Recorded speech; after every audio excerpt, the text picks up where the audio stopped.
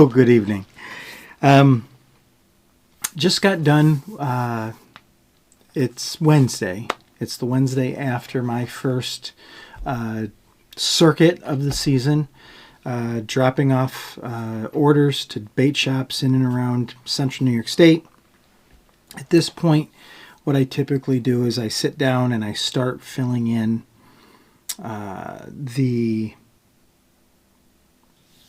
just making sure everything's on. Just start filling in all the empty spaces. What I'm tying tonight is black and purple, color I knew that I would sell out of, if not completely, pretty darn close. I did start with this size here, the 1/2 Barumba. I started with a dozen black and purple. I started with a couple dozen black and purple with some flash. I had 3 dozen of the huckleberry heads without flash, just straight black and purple. Tied those by mistake, threw them in the box. I knew somebody would take them. And I had 6 dozen of the huckleberry, the airbrushed purple head with the black and purple, and that UV flash. It's a great head, great jig. I came back with 1 dozen huckleberry and 1 dozen black and purple. So just filling in some of those heads before I have to start casting and painting again.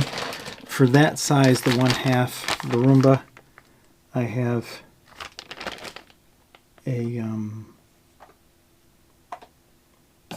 about this much left. So what's that? 4 or 5 dozen maybe. Plus the 7 dozen that I have sitting in front of me.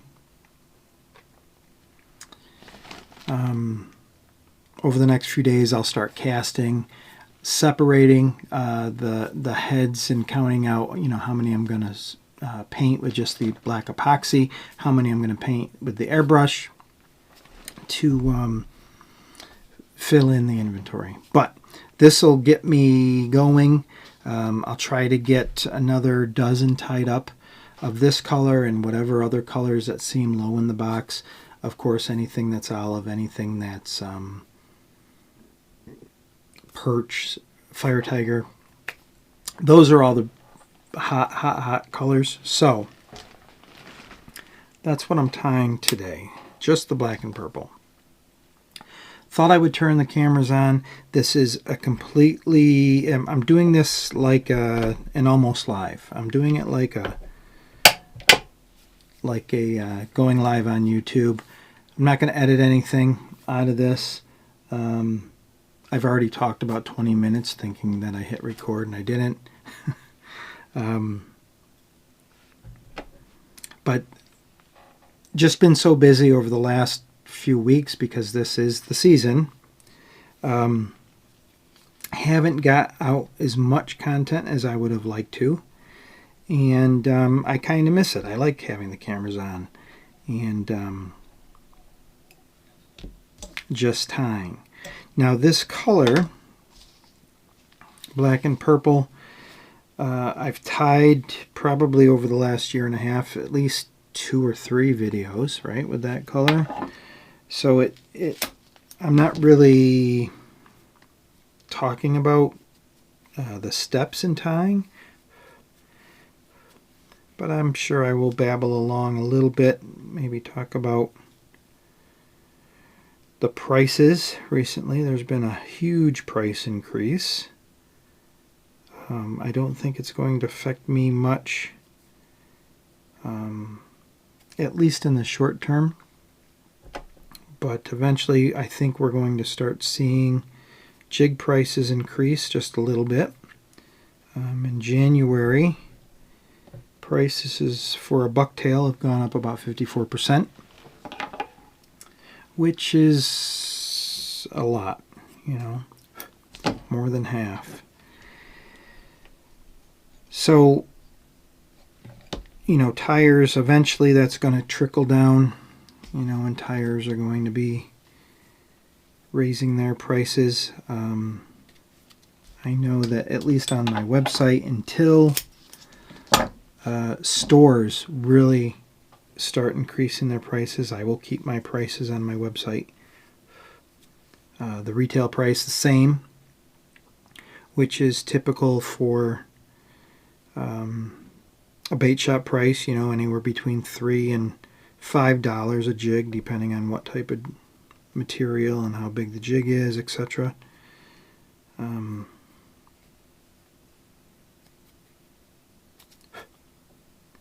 So I'll just keep an eye on that.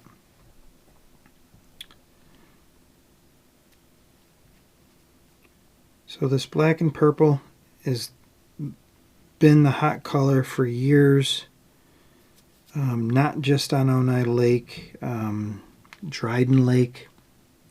I have a bait shop I stop out that direction. Willet bait shop there. Ithaca when that bait shop was still running. Owego when that bait shop was still running. Black and purple's always been a color.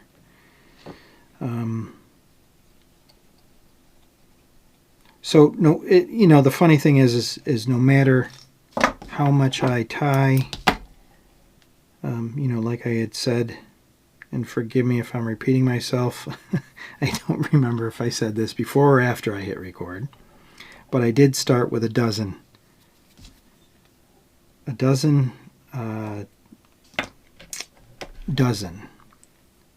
of this jig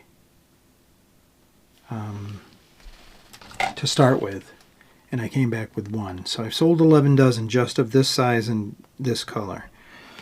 I had the same amount in the larger head, the 5/8 Barumba,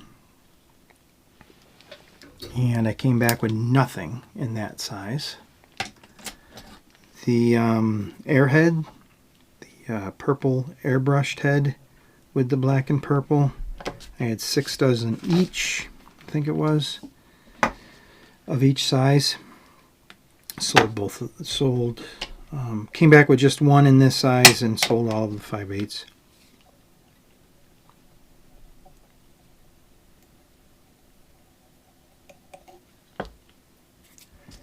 So it is just one of those things. There's some years where you think you're tying more than enough of a specific color and you just sell a whole bunch. The last few years, along with the black and purple, anything with an olive color has seemed to be pretty in demand. We have gobies now in pretty much any body of water that you fish in. Here in New York State, people thought they'd be awful. I haven't seen any negative effects yet. I do think the walleye in particular and the smallmouth keying on them.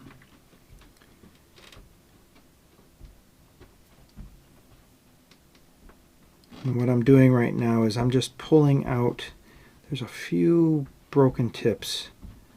So I'm just, as I turn my hand, what I'm looking for is just that squared off tip. I try to just grab that hair right out of the pinch. But yeah, the olive colors, the olive and cream, olive and white, olive and fluorescent yellow, olive and purple, olive and natural brown, have all done really well. Those are other colors that I'll be tying up as soon as I paint the olive heads. I thought I had enough when I painted what I did over the winter and had them tied up for the spring. But I'm going to need a few more dozen.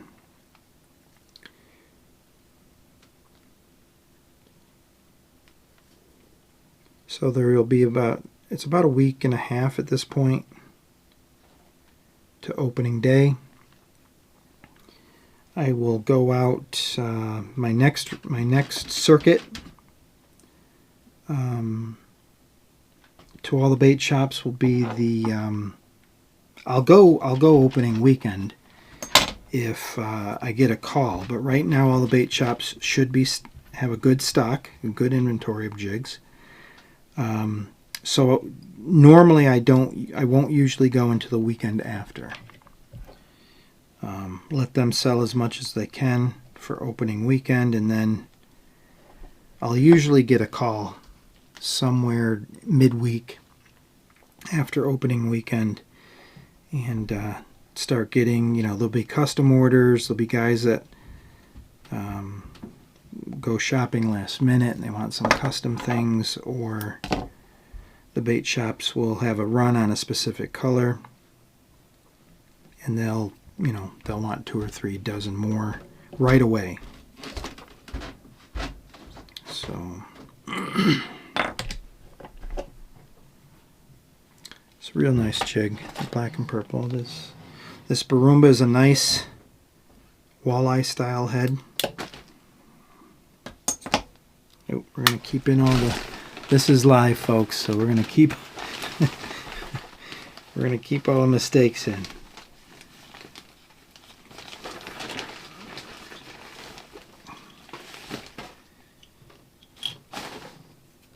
Can't say that was the first time I ever dropped a jig in my waste bucket.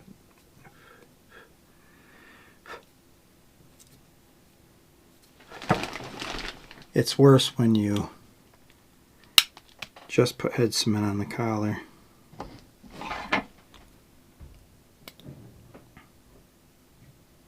And these are, I don't know if these are my typical forceps or whatever these are called.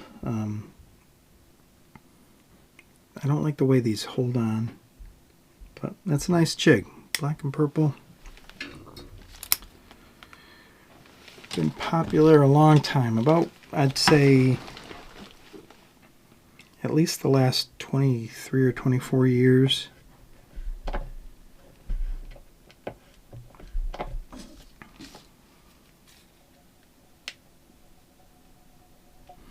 Thread I'm using is size A. It's just a round nylon, not waxed.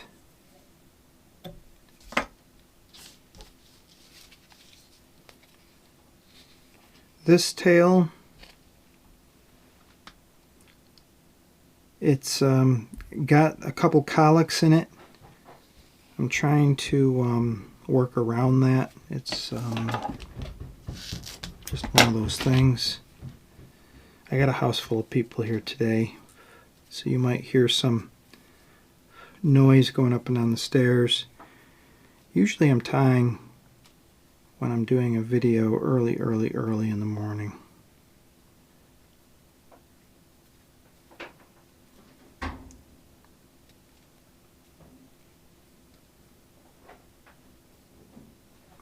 But we're doing this like a live show.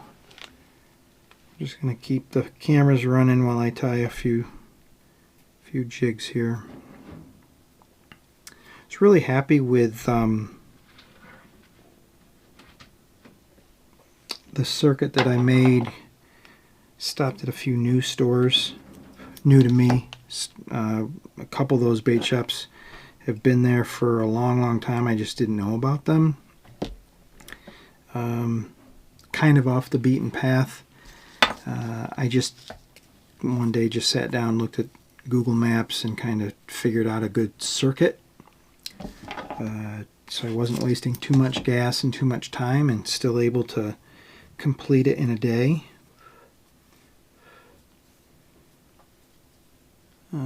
We also try to package up as much as possible before we leave, at least what I think people will take, and that saves me a little bit of time. I do have the jigs by the dozen in packs in my card boxes, kind of, the baseball card boxes, and I'll package up either in the car, or most of the bait shops have some sort of table or bench that I can just kind of spread out on and package what they pick if needed.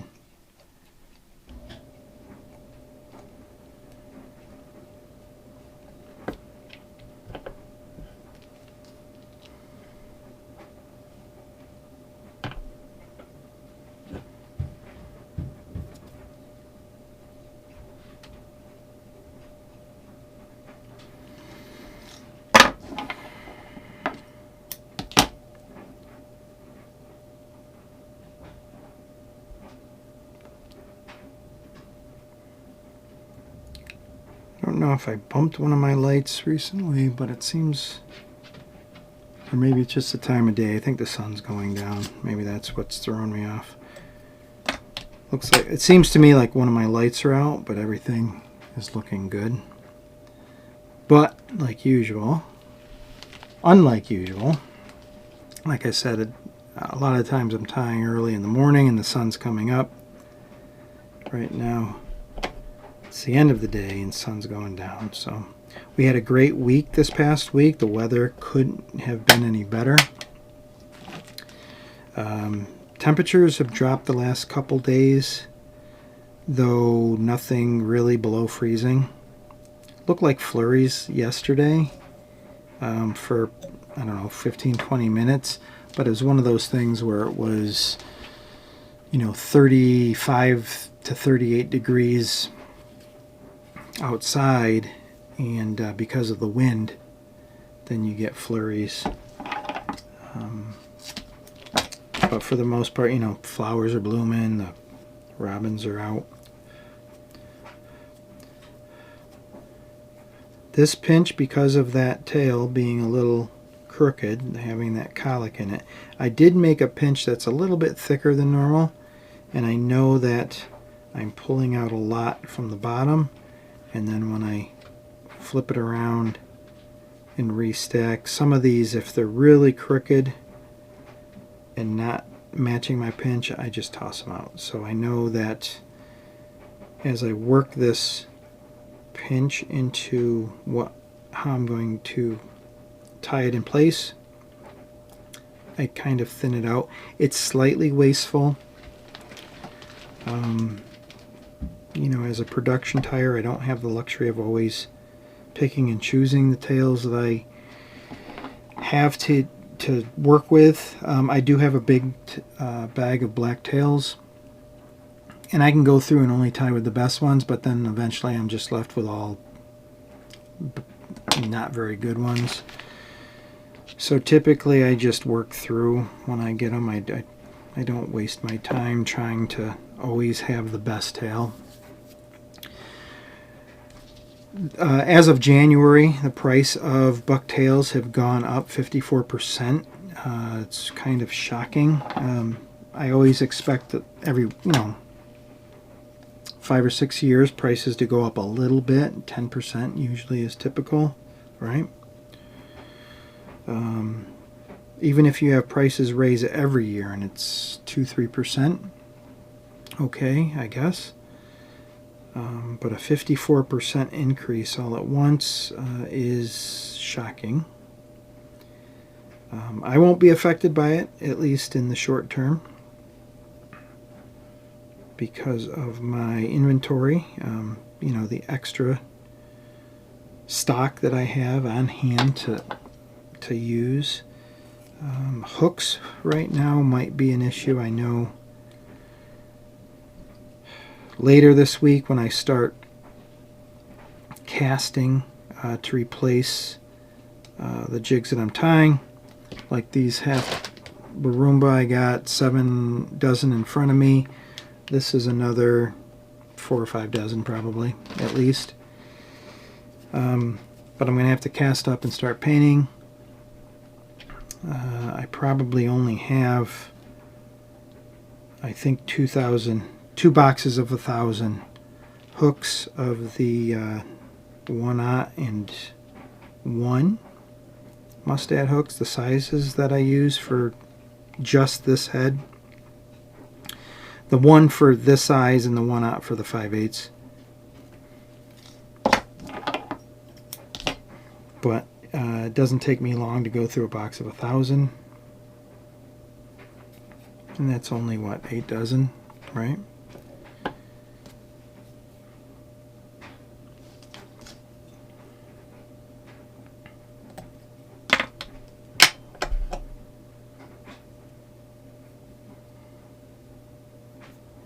Very good. One more that'll complete this dozen. I didn't check the clock like I never do.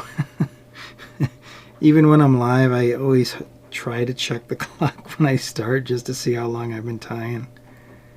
I didn't check the clock today.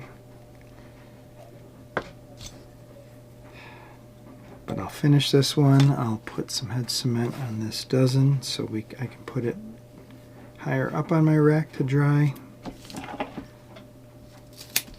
I do have I have to tie some stinger hooks as well. That was something that I typically don't have a lot of in the beginning of the season. And a couple different bait shops had contacted me ahead of time and just told me, make sure you have stingers with you. And I don't know, I didn't have a lot, about 12 dozen of the two different head sizes, the two Barumba sizes. Sold every single one of them. So my father used to keep a completely separate box, and depending on the head size and the color, would have anywhere between 6 and 12 dozen pre-tied heads with stinger hooks. So it'd be, where's my close-ups?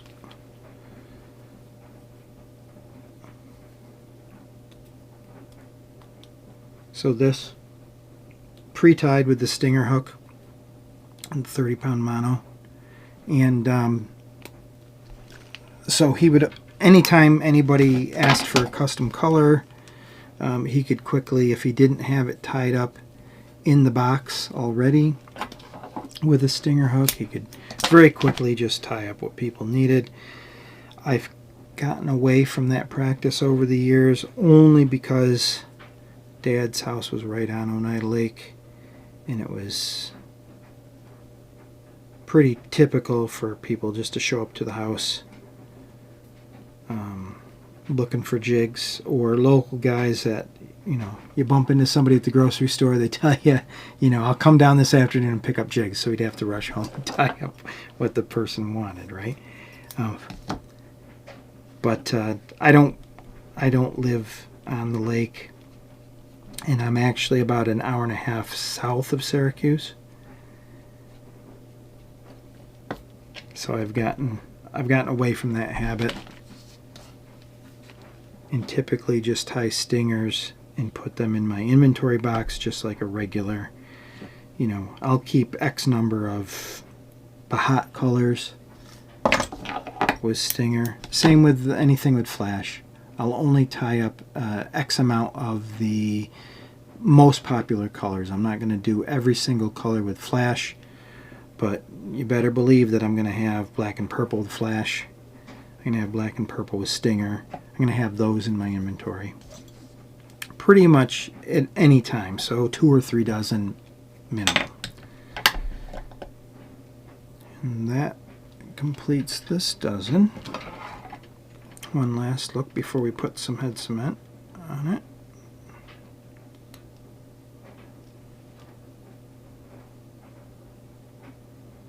Great jig. Really a great jig. Oop, oop, oop, oop, oop. So for the head cement, I usually just kind of brush off the hair from the table. Push my bag in so I'm not dropping them in the bag. And I have my lacquer mix. Not an exact science, but what is this, like 90-10? Just straight lacquer that I put in a squeeze bottle. This might be slightly thin because I did tie a few dozen stinger hooks right before I left, and I do thin it out a little bit extra just to coat the orange threads holding the stinger on.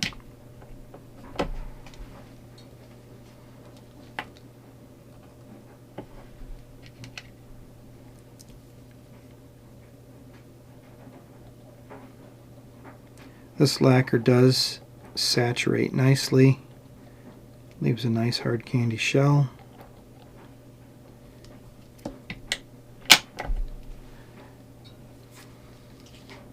any lacquer that overlaps onto the hair. Capillary action does draw that into the fibers of the hair and underneath the wraps of the collar. And the head cement on the collars is specifically for protecting the threads.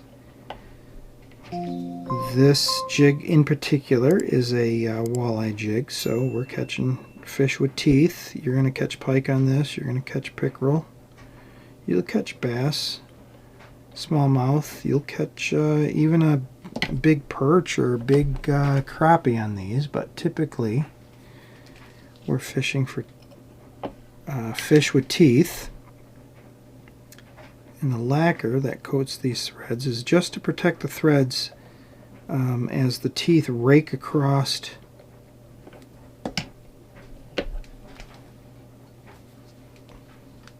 the collar. So if the fish attacks it from the back or even the front, the teeth are going to scrape along that collar,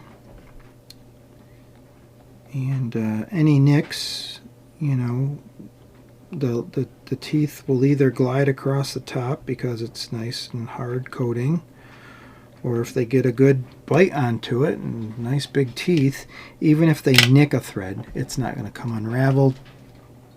It will stay together. But the lacquer really isn't to glue the jig itself together.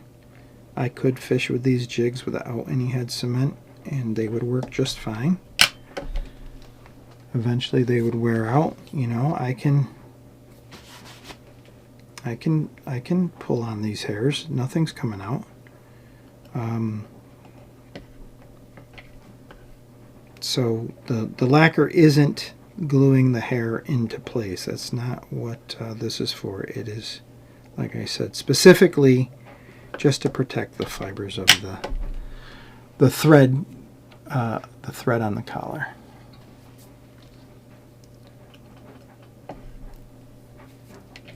Let me know if you enjoy this format.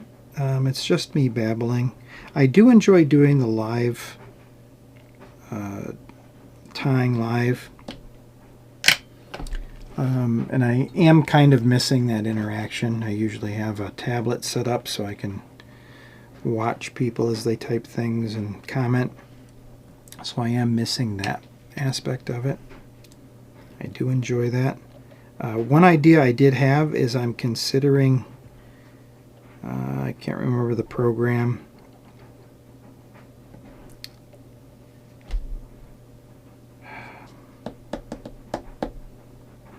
It's the same program that a lot of the guys that do podcasts use, but it's a real good program to have guests.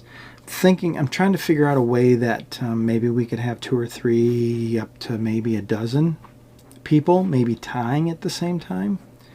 I think that would be kind of neat. Similar to, you know, I've been part of a few different groups and organizations where tyers would just get together once a month and we'd sit around a table, and sometimes you do a lot of bullshitting and telling fish stories, and sometimes we actually do tie a lot. But it's always fun. You have some camaraderie. You have you get to watch people do things in different ways, watch different techniques. There's guys that, you know, I might tie something completely different, but I do like to see how other people do things, and I ask. I like learning different things, like, why did you do X, Y, and Z? So I don't know. That's something I'm thinking about. If you're interested in something like that, put that in the comments. I think that will do it for us. Again, I apologize. I did not look at the clock to see how long I was tying, but I did want to throw the cameras on, maybe babble a little bit. If you've made it this far, I appreciate that. Let me And as always, I encourage everybody, put some comments down below if you want to see something specific in terms of technique, type of jig, type of fly, type of streamer. Put some comments down below. I'd love to do maybe something a little bit off what I typically show.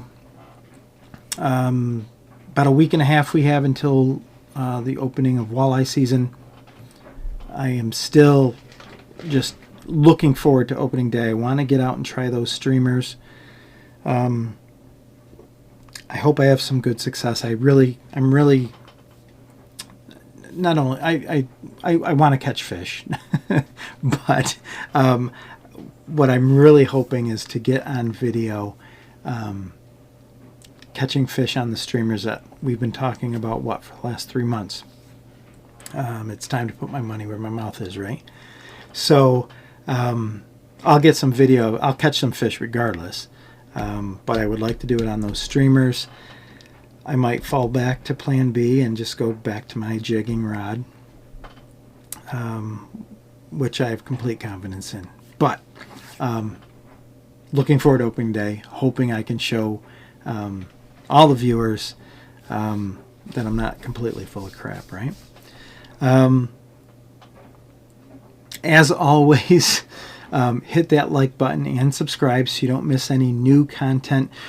We do have some new shorts coming out. I have a couple other ideas that have been in the wings for things to tie. I got a couple flies that I need to tie, and found a really neat booklet that my father used as a teenager when he was not only tying but also fly fishing, that I'd like to flip through and maybe tie a couple things out of there, because I found a booklet that basically he made a list of all the flies that he liked out of that book that he was using here in New York State. 50%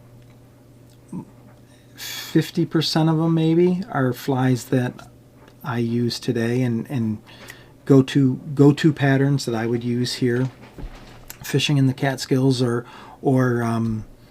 anywhere in central New York, Jenny Ganslet, Upper Otselic, etc. But then he had a couple other flies and streamers, some bucktails in there that I didn't quite know about. I had to actually look up. They were specific patterns. I'm not sure where he first discovered them or learned about them. Some of them I know from the Herder's book for sure. But I'd like to go through that and maybe tie up some of those patterns that Dad fished, in the 40s? He was a teenager, right? When was Dad born? 36, 38? I have to ask my sister. I have a bad memory. But I think that will do it for us tonight. Last but not least, be sure to check out the website, jworthhandtied.com. Some nice information on there, along with a bunch of the jigs for sale, the walleye streamers, some Catskill style streamers, and as the weeks go on, I will be adding to that. I try to add 1 or 2 things every week, update photos, that type of thing. I will put a page on. I have another podcast coming up in May that I'll be a guest on. I'm looking forward to that. So I will put. I have to add a page to the website or a banner or something that has upcoming events or news or something like that. But I'm looking forward to that. There's also another guy that I'm hoping to do a collaboration with, a guy that fishes the Susquehanna River just a few hours south of us. So I think that'll do it for us tonight. As always, guys, keep tying and tight lines.